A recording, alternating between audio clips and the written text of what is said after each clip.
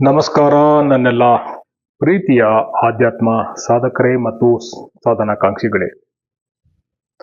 ತುಂಬಾ ಜನರು ಕೇಳ್ತಿದ್ರು, ರೇಖೆಯ ಮೂಲಕ ಯಾವ ಸಮಸ್ಯೆಗಳನ್ನ ಅಂದ್ರೆ ಯಾವ ಯಾವ ಸಮಸ್ಯೆಗಳನ್ನ ನಾವು ನಿವಾರಣೆ ಮಾಡ್ಕೋಬಹುದು, ಮುಖ್ಯವಾಗಿ ಹಣದ ಸಮಸ್ಯೆಯನ್ನ, ಹಣದ ಬ್ಲಾಕೇಜ್ ಅನ್ನ ರೇಖೆ ಉಪಯೋಗಿಸಿ ಗುಣಪಡಿಸ್ಕೊಳ್ಳೋದಕ್ಕೆ ಸಾಧ್ಯನಾ ಅನ್ನುವ ಮಾತನ್ನ ಕೇಳ್ತಾ ಇರ್ತಾರೆ.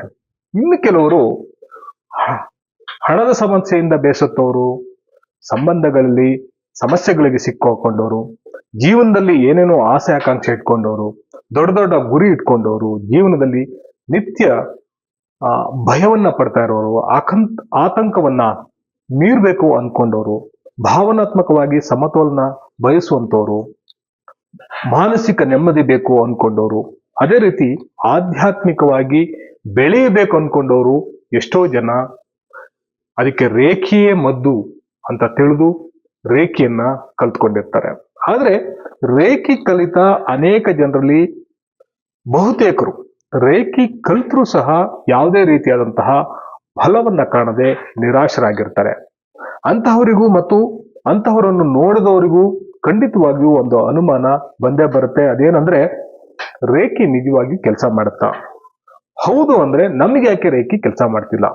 ರೇಖೆಯನ್ನ ಕಲ್ತರೂ ನಮ್ಮ ಜೀವನ ಯಾಕೆ ಬದಲಾಗ್ಲಿಲ್ಲ ಅಂತ ಯಾಕೆ ಹೀಗೆ ಕೇಳ್ತಾರೆ ಅಂತ ನನಗೆ ಯಾವಾಗಲೂ ತುಂಬಾ ಆಶ್ಚರ್ಯ ಆಗುತ್ತೆ. ಯಾಕಂದ್ರೆ ರೇಖೆಯಿಂದ ಪರಿಹರಿಸಲಾಗದಂತಹ ಯಾವ ಸಮಸ್ಯೆಯೂ ಇಲ್ಲ.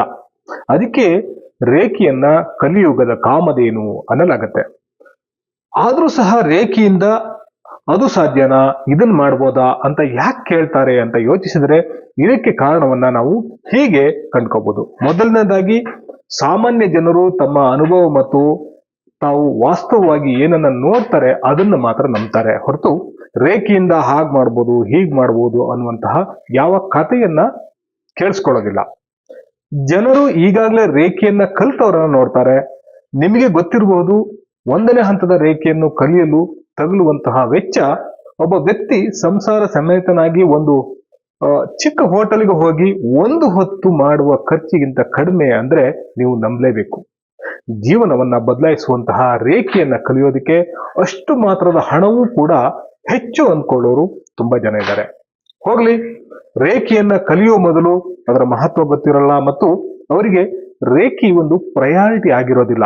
ಮತ್ತು ತುಂಬಾ ಜನರು ಹಣದ ಬ್ಲಾಕೇಜ್ ಇರುವವರಾಗಿದ್ದರಿಂದ ಪ್ರಪಂಚವೇ ತುಟ್ಟಿ ದುಬಾರಿ ಎನ್ನುವಂತಹ ಮನಸ್ಸು ಇರೋದನ್ನ ನಾವು ಒಪ್ಕೋಬಹುದು.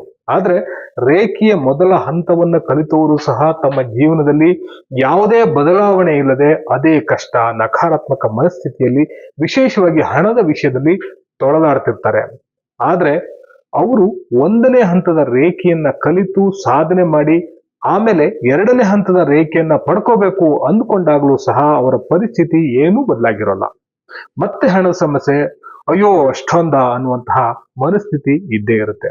ಎಷ್ಟೋ ಜನ ರೇಖೆಯನ್ನ ಪಡೆಯುವ ಮೊದಲು ಹೇಗಿರ್ತಾರೋ ರೇಖೆಯನ್ನ ಕಲ್ತ್ಕೊಂಡ್ಮೇಲೂ ಸಹ ಅವರು ಹಾಗೆ ಇರೋದನ್ನ ನಾವು ನೋಡಿರ್ತೀವಿ. ಅವರಿಗೆ ರೇಖೆ ಅಂದ್ರೆ ಏನೋ ಒಂದು ಸಣ್ಣ ಪುಟ್ಟ ಕಾಯಿಲೆಯನ್ನ ಹೀಲ್ ಮಾಡ್ಕೊಳ್ಳೋದಕ್ಕೆ ಇರುವಂತಹ ಒಂದು ಸಾಧಾರಣವಾದಂತಹ ಹೀಲಿಂಗ್ ಮೆಥಡ್ ಅನ್ನುವಂತಹ ಭಾವನೆ ಇರುತ್ತೆ ಹೊರತು ಇದು ನಮ್ಮ ಜೀವನವನ್ನೇ ಪರಿವರ್ತಿಸಿಕೊಳ್ಳಲು ಬ್ರಹ್ಮಾಂಡ ನಮಗೆ ಕೊಟ್ಟಿರುವಂತಹ ಅಮೋಘವಾದಂತಹ ಅವಕಾಶ ಅನ್ನುವಂತಹ ಕಲ್ಪನೆ ಲವಲೇಶವೂ ಇರೋದಿಲ್ಲ. ಯಾಕೆ ಹೀಗಾಗತ್ತೆ? ರೇಖೆ ವಿಷಯದಲ್ಲಿ ನಿಜ ಏನು?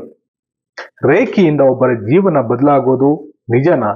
ಒಬ್ಬರ ಜೀವನವನ್ನ ಬದಲಿಸಬೇಕಾದ್ರೆ ರೇಖೆಯನ್ನ ಯಾವ ರೀತಿ ಅಳವಡಿಸ್ಕೊಡ್ಬೇಕು ಅಂತ ನೋಡೋದಕ್ಕೂ ಮೊದಲು ನಿಜವಾಗಿ ಹೇಳ್ಬೇಕಂದ್ರೆ ರೇಖಿ ಗುರುಗಳು ಎಷ್ಟೇ ವೈಜ್ಞಾನಿಕವಾಗಿ ವಿವರವಾಗಿ ರೇಖೆಯ ಮೂಲ ಏನು, ರೇಖೆ ಏನ್ ಕೆಲಸ ಮಾಡುತ್ತೆ, ಹೇಗ್ ಕೆಲಸ ಮಾಡುತ್ತೆ, ಯಾರಿಗೆ ಕೆಲಸ ಮಾಡುತ್ತೆ, ಅದು ಸರಿಯಾಗಿ ಕೆಲಸ ಮಾಡ್ಬೇಕಂದ್ರೆ ಹೇಗೆ ಹೀಲ್ ಮಾಡ್ಕೋಬೇಕು, ಏನನ್ನ ಮಾಡಬಾರ್ದು ಅನ್ನುವಂತಹ ಎಲ್ಲ ವಿವರಗಳನ್ನ ಹೇಳ್ಕೊಟ್ಟು ಅದಕ್ಕೆ ಪೂರಕವಾದಂತಹ ಸ್ಟಡಿ ಮೆಟೀರಿಯಲ್ಗಳನ್ನು ಕೊಟ್ಟು ವಿಡಿಯೋಗಳನ್ನ ಕೊಟ್ಟು ಏನು ಮಾಡಿದ್ರು ಸಹ ಕಲಿಯುವ ಬಹುತೇಕರಿಗೆ ರೇಖೆಯನ್ನ ಅರ್ಥ ಮಾಡ್ಕೊಳ್ಳೋದಕ್ಕೆ ಸಾಧ್ಯ ಆಗಲ್ಲ. ಯಾಕೆ ಹೀಗಾಗತ್ತೆ ಅಂದ್ರೆ ಬಹಳ ಜನರಿಗೆ ರೇಖೆಯಂತಹ ಅಮೂಲ್ಯವಾದಂತಹ ವಿದ್ಯೆಯ ನಿಜವಾದ ಮೌಲ್ಯ ಗೊತ್ತಾಗೋದೇ ಇಲ್ಲ. ಇನ್ನು ಎಷ್ಟೋ ಜನ ರೇಖೆ ಕಲಿಯಲು ಬರೋರಿಗೆ ರೇಖೆಯಂತಹ ವಿದ್ಯೆಯ ಮೂಲಕ ಅಥವಾ ಇನ್ಯಾವುದೋ ವಿದ್ಯೆಯ ಮೂಲಕ ತಮ್ಮ ಜೀವನವನ್ನ ಸಕಾರಾತ್ಮಕವಾಗಿ ಬದಲಾಯಿಸಿಕೊಳ್ಳುವಂತಹ ಆಸಕ್ತಿನೇ ಇರೋದಿಲ್ಲ. ಅವ್ರ ಪ್ರಕಾರ ರೇಖಿ ದೀಕ್ಷೆಯನ್ನ ಪಡ್ಕೊಂಡ್ರಾಯ್ತು, ಇನ್ನು ರೇಖಿ ತಾನಾಗಿಯೇ ತನ್ನ ಜೀವನದಲ್ಲಿ ಪವಾಡ ಮಾಡಬಹುದು ಅಂತ ಅನ್ಕೊಳ್ತಿರ್ತಾರೆ. ಇನ್ನು ಬಹಳಷ್ಟು ಜನರಿಗೆ ರೇಖಿ ದೀಕ್ಷೆ ಪಡೆಯುವಾಗ ಇರುವಂತಹ ಹುಮ್ಮಸ್ಸು 4-6 ದಿನಗಳಲ್ಲಿ ಕಡಿಮೆ ಆಗ್ಬಿಡುತ್ತೆ. ದಿನನಿತ್ಯ ಮಾಡಬೇಕಾದಂತಹ ಅಭ್ಯಾಸ ಹಲವಾರು ದೊಡ್ಡ ಅಥವಾ ಬಹಳ ಬಾರಿ ಕ್ಷುಲ್ಲಕವಾದಂತಹ ಕಾರಣಗಳಿಂದ ನಿಂತು ಹೋಗುತ್ತೆ. ಕೆಲವರಿಗೆ ಅಭ್ಯಾಸ ಮಾಡೋದಕ್ಕೆ ಸಮಯವೇ ಇಲ್ಲ ಅನ್ನುವಂತಹ ರೇಖಿ ಅಭ್ಯಾಸಕ್ಕೆ ಮೀಸಲಾದಂತಹ ಸಮಯದಲ್ಲಿ ಯಾವುದೋ ಟಿವಿ ಸೀರಿಯಲ್ ನೋಡಕ್ಕಿರುತ್ತೆ, ಇನ್ಯಾವುದೋ ಯಾರೋ ಜೊತೆಗೆ ಮಾತಾಡ್ಬೇಕಾಗಿರುತ್ತೆ, ಅಥವಾ ಬೇರೆ ಏನೋ ಒಂದು ಮುಖ್ಯವಾದಂತಹ ಕೆಲಸ ಇರುತ್ತೆ. ಅಂತವರು ನಾಮಕಾವಸ್ಥೆಗೆ ರೇಖಿ ದೀಕ್ಷೆ ಪಡೆದಿದ್ರು ಅದನ್ನು ತಮ್ಮ ಜೀವನದ ಯಾವ ವಿಭಾಗಗಳಿಗೂ ಅನ್ವಯಿಸಿಕೊಳ್ಳೋದಿಲ್ಲ. ನಾನು ನನ್ನ ವಿದ್ಯಾರ್ಥಿಗಳಿಗೂ ಮತ್ತು ಬೇರೆ ರೇಖಿ ಸಾಧಕರಿಗೂ ಯಾವಾಗ್ಲೂ ಹೇಳ್ತಾ ಇರ್ತೀನಿ, ನಿಮ್ಮ ಎಲ್ಲ ಸಮಸ್ಯೆಗಳು ಮಾತಿನಿಂದ ಬಗೆಹರಿಯೋದಿಲ್ಲ, ಬದಲಾಗಿ ನೀವು ಮಾಡುವಂತಹ ನಿತ್ಯ ಸಾಧನೆಯಿಂದ 100ಕ್ಕೆ 100 ಬದಲಾಗುತ್ತೆ. ನಿಮ್ಮ ಸಾಧನೆ ಕಾಟಾಚಾರದ ರುಟೀನ್ ಕೆಲಸವಾಗಬಾರ್ದು. ಸರಿಯಾದ ವಿಧಾನವನ್ನ ರೇಖಿ ಗುರುಗಳು ಹೇಳ್ಕೊಟ್ಟಿರ್ತಾರೆ. ಅದರಲ್ಲಿ ಏನಾದ್ರೂ ಅನುಮಾನ ಇದ್ರೆ ಕೇಳಿ ತಿಳ್ಕೋಬೇಕು. ಹೀಲಿಂಗ್ ನಲ್ಲಿ ನಿಮ್ಮ ಪ್ರಾರ್ಥನೆ, ಭಾವನೆ, ಕೈ ಸ್ಥಾನಗಳು ಮತ್ತು ನಿಮ್ಮ ಸಮಸ್ಯೆಗೂ ಮತ್ತು ಚಕ್ರಗಳಿಗೆ ಇರುವ ಸಂಬಂಧದ ತಿಳುವಳಿಕೆ ಬಹಳ ಮುಖ್ಯ ಆಗುತ್ತೆ. ಡಾಕ್ಟರ್ರು ಔಷಧಿ ಕೊಡೋ ಮೊದಲು ಕಾಯಿಲೆಯನ್ನ ಕಂಡು ಹಿಡಿಯೋ ತರ ಯಾವುದೇ ಹೀಲಿಂಗ್ ಮೊದಲು ನಿಮ್ಮ ಸಮಸ್ಯೆ ಏನು ಅಂತ ಮೊದಲು ಖಚಿತಪಡಿಸ್ಕೋಬೇಕು. ಎಷ್ಟೋ ಜನರಿಗೆ ಎಷ್ಟೊಂದು ಸಮಸ್ಯೆಗಳಿರುತ್ತೆ ಅಂದ್ರೆ, ಒಂದು ಸಮಸ್ಯೆ ಮತ್ತೊಂದು ಸಮಸ್ಯೆಯನ್ನು ಉಂಟು ಮಾಡಿ ಸಮಸ್ಯೆಯ ಸರಪಳಿಯನ್ನೇ ನಿರ್ಮಿಸಿರುತ್ತೆ. ಉದಾಹರಣೆಗೆ, ದೈಹಿಕ ಆರೋಗ್ಯದ ಸಮಸ್ಯೆ ಆರ್ಥಿಕ ಸಮಸ್ಯೆಯನ್ನು ಉಂಟು ಮಾಡಿದ್ರೆ ಆರ್ಥಿಕ ಸಮಸ್ಯೆಯಿಂದ ಸಂಬಂಧದಲ್ಲಿ ಬಿರುಕುಂಟಾಗುವ ಸಂಭವ ಇರುತ್ತೆ. ಸಂಬಂಧ ಸರಿ ಇಲ್ದಿದ್ದಾಗ ಮಾನಸಿಕ ಒತ್ತಡ, ಖಿನ್ನತೆ, ಆತ್ಮವಿಶ್ವಾಸದ ಕೊರತೆ ಉಂಟಾಗುತ್ತೆ. ಇದರಿಂದಾಗಿ ಆರ್ಥಿಕ ಹಾಗೂ ದೈಹಿಕ ಸಮಸ್ಯೆಗಳು ಇನ್ನೂ ಹೆಚ್ಚಾಗುತ್ತೆ. ಅಂತಹವರು ಪಟ್ಟು ಬಿಡದೆ ರೇಖಿ ಗುರುಗಳು ಹೇಳಿಕೊಟ್ಟಂತಹ ಎಲ್ಲ ಭಾಗಗಳಿಗೂ ಸಕಾರಾತ್ಮಕ ಮನಸ್ಥಿತಿಯಿಂದ ಹೀಲಿಂಗ್ ಮಾಡಿಕೊಂಡ್ರೆ ಕೆಲವೇ ದಿನಗಳಲ್ಲಿ ಒಂದೊಂದೇ ಸಮಸ್ಯೆಗಳಿಂದ ಹೊರಗಡೆ ಬರ್ತಾರೆ. ಆದ್ರೆ ತುಂಬಾ ಜನರು ಏನನ್ನ ಹೇಗೆ ಹೀಲ್ ಮಾಡ್ಕೋಬೇಕು ಅಂತ ಗೊತ್ತಿಲ್ಲದೆ ನಮ್ಮ ಹಣ ಬರವೇನೇ ಇಷ್ಟು ಅಂತ ಹೀಲಿಂಗ್ ಅನ್ನ ನಿಲ್ಲಿಸಿದವರು ತುಂಬಾ ಜನ ಇದ್ದಾರೆ. ಆದ್ರೆ ಮೊದಲನೇದಾಗಿ ಅಂತವರು ನಿರಾಶರಾಗದೆ ಎಲ್ಲ ಚಕ್ರಗಳನ್ನ ಹೀಲ್ ಮಾಡ್ಕೋಬೇಕು ಮತ್ತು ಬಹಳ ಮೊದಲು ಬಗೆಹರಿಯಬೇಕಾದಂತಹ ಸಮಸ್ಯೆಯನ್ನ ಗುರುತಿಸಿ ಆಯಾಯ ಚಕ್ರಗಳಿಗೆ ಹೆಚ್ಚು ಹೀಲಿಂಗ್ ನ ಮಾಡ್ಬೇಕಾಗತ್ತೆ. ಆಧ್ಯಾತ್ಮದ ಪ್ರಕಾರ ನಮ್ಮೆಲ್ಲ ಸಮಸ್ಯೆಗಳಿಗೆ ಅವು ಹಣಕಾಸು ಇರ್ಬೋದು, ಆರೋಗ್ಯ ಇರ್ಬೋದು, ಉದ್ಯೋಗ ಇರ್ಬೋದು, ವಸ್ತು ವಾಹನಗಳಿರ್ಬೋದು, ಮನೆ ಇರ್ಬೋದು, ಖಿನ್ನತೆ ಇರ್ಬೋದು, ಭಯ ಇರ್ಬೋದು, ಸಂಬಂಧಗಳಲ್ಲಿ ವಿರಸ ಇರ್ಬೋದು, ಭಾವನಾತ್ಮಕವಾದಂತಹ ಅಸಮತೋಲನ ಇರ್ಬೋದು, ಮಾನಸಿಕ ಒತ್ತಡ ಇರ್ಬೋದು, ದುಃಖ ಮೊದಲಾದಂತಹ ಯಾವುದೇ ಸಮಸ್ಯೆ ಇರಲಿ, ಅವು ಚಕ್ರ ವ್ಯವಸ್ಥೆಯ ಅಸಮತೋಲನದಿಂದ ಉಂಟಾಗುತ್ತೆ. ಎಲ್ಲ ಚಕ್ರಗಳು ಸಮತೋಲನದಲ್ಲಿದ್ದಾಗ ದುಡ್ಡು, ಮನೆ, ಕಾರು, ಧೈರ್ಯ, ದೈಹಿಕ ಆರೋಗ್ಯ, ಸ್ವಯಂ ಪ್ರೀತಿ, ಅನುಕಂಪ, ಸಹಾನುಭೂತಿ, ಅಭಿವ್ಯಕ್ತಿ, ಭಾವನಾತ್ಮಕವಾದಂತಹ ಸಮತೋಲನ ಎಲ್ಲವೂ ಒಬ್ಬ ವ್ಯಕ್ತಿಯಲ್ಲಿ ನೋಡೋದಕ್ಕೆ ಸಿಗುತ್ತೆ. ರೇಖಿ ಮೂಲತಃ ನಮ್ಮ ದೇಹದಲ್ಲಿರುವ ಚಕ್ರ ವ್ಯವಸ್ಥೆಯನ್ನ ಸಮತೋಲನಗೊಳಿಸುವುದರಿಂದ ಎಲ್ಲ ಸಮಸ್ಯೆಗಳಿಗೂ ಪರಿಹಾರ ಆಗೇ ಆಗುತ್ತೆ, ಪರಿಹಾರ ಆಗಲೇಬೇಕು. ಆದ್ದರಿಂದ ರೇಖಿ ಇಂತಹ ಸಮಸ್ಯೆಯನ್ನ ಬಗೆಹರಿಸುತ್ತಾ ಅಥವಾ ಇಲ್ವಾ ಅಂತ ಕೇಳುವಂತಹ ಅಗತ್ಯವೇ ಇಲ್ಲ.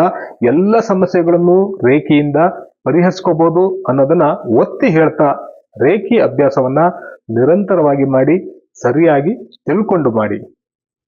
ರೇಖಿ ಎಂಬ ದಿವ್ಯ ವಿದ್ಯೆ ನಿಮಗೆ ಕೇವಲ ಹೀಲಿಂಗ್ ಅನ್ನ ಮಾತ್ರ ಕೊಟ್ಟಿಲ್ಲ, ಕೆಲವು ನಿಯಮಗಳನ್ನ ಕೂಡ ಕೊಟ್ಟಿದೆ. ಅವುಗಳನ್ನ ಪ್ರತಿನಿತ್ಯ ನೆನಪಿಸಿಕೊಳ್ಳಿ. ಅವುಗಳನ್ನ ಅಳವಡಿಸಿಕೊಳ್ಳೋದಿರಲಿ, ಕೇವಲ ನೆನಪಿಸಿಕೊಳ್ಳೋದ್ರಿಂದ ಕೂಡ ನಿಮ್ಮ ವ್ಯಕ್ತಿತ್ವ ಬದಲಾಗತ್ತೆ. ಏನದು? ಪ್ರತಿನಿತ್ಯ ಹೇಳ್ಕೊಳ್ಳಿ, ನಾನೊಬ್ಬ ರೇಖಿ ಸಾಧಕನಾದ್ರಿಂದ ಕೇವಲ ಈ ದಿನ ನಾನು ಕೋಪಿಸ್ಕೊಳ್ಳೋದಿಲ್ಲ, ಈ ದಿನ ನಾನು ಚಿಂತಿಸೋದಿಲ್ಲ, ಇವತ್ತಿನ ಮಟ್ಟಿಗೆ ನಾನು ನನಗೆ ಸಿಕ್ಕ ಎಲ್ಲದಕ್ಕೂ ಕೃತಜ್ಞನಾಗಿರ್ತೀನಿ, ಈ ದಿನ ನಾನು ನನ್ನ ಕೆಲಸವನ್ನ ಪ್ರಾಮಾಣಿಕವಾಗಿ ಮಾಡ್ತೀನಿ, ಇವತ್ತಿನ ಮಟ್ಟಿಗೆ ನಾನು ಎಲ್ಲರನ್ನ ಗೌರವಿಸ್ತೀನಿ ಅಂತ ಸರಳವಾದ ವಿಷಯಗಳನ್ನ ಪ್ರತಿದಿನ ಹೇಳ್ಕೊಳ್ಳಿ ಮತ್ತು ದಿನನಿತ್ಯ ಹೀಲ್ ಮಾಡ್ಕೊಡಿ. ಕೆಲವೇ ದಿನಗಳಲ್ಲಿ ಇಂತಹ ಸುಂದರ ಬದುಕನ್ನು ಕೊಟ್ಟ ಭಗವಂತನಿಗೆ ನೀವೇ ಶಿರಭಾಗಿ ನಮಿಸ್ತೀರಿ. ಇನ್ನು ನಿಮಗೆ ಹೀಲಿಂಗ್ ಹೇಗೆ ಮಾಡ್ಕೋಬೇಕು, ಯಾವ ಸಮಸ್ಯೆಗಳಿಗೆ ಯಾವ ಚಕ್ರಗಳನ್ನ ಹೀಲ್ ಮಾಡ್ಕೋಬೇಕು ಎನ್ನುವಂತಹ ಗೊಂದಲ ಇದ್ದರೆ ಕಮೆಂಟ್ ಮಾಡಿ, ಖಂಡಿತ ನಿಮಗೆ ನಾನು ಉತ್ತರಿಸ್ತೀನಿ. ಈ ವಿಡಿಯೋ ನಿಮಗೆ ಉಪಯುಕ್ತ ಅಂತ ಅನ್ಸಿದ್ರೆ ಲೈಕ್ ಮಾಡಿ ಮತ್ತು ನಿಮ್ಮ ಆತ್ಮೀಯರೊಂದಿಗೆ ಇದನ್ನ ಹಂಚ್ಕೊಳ್ಳಿ. ಡಿವೈನ್ ರೇಖಿ ಗಾರ್ಡನ್ ಚಾನಲ್ ಅನ್ನ ಸಬ್ಸ್ಕ್ರೈಬ್ ಮಾಡ್ಕೊಳ್ಳಿ. ಇದುವರೆಗೆ ಈ ವಿಡಿಯೋನ ನೀವು ನೋಡ್ತಿದ್ದೀರಿ ಅಂದ್ರೆ ನಿಮ್ಮ ಜೀವನದಲ್ಲಿ ಸಕಾರಾತ್ಮಕವಾದಂತಹ ಬದಲಾವಣೆಯ ಸಮಯ ಬಂದಿದೆ ಅಂತ ಅರ್ಥ. ಹಾಗಾಗ್ಲಿ ಅಂತ ಹಾರೈಸ್ತಾ, ಪ್ರೀತಿಯ ಬೆಳಕು ನಿಮ್ಮ ಮೇಲೆ ಸದಾ ವರ್ಷಿಸಲಿ, ನಿಮ್ಮ ಬದುಕು ಬಂಗಾರವಾಗಲಿ ಎಂದು ಆ ದಿವ್ಯ ಶಕ್ತಿಯಲ್ಲಿ ನಾನು ಕೇಳ್ಕೊಳ್ತಾ ಧನ್ಯವಾದಗಳು. ನಾನು Ravi, reiki master, numerologist, pendulum dowser, hypnotherapist. ನಮಸ್ಕಾರ.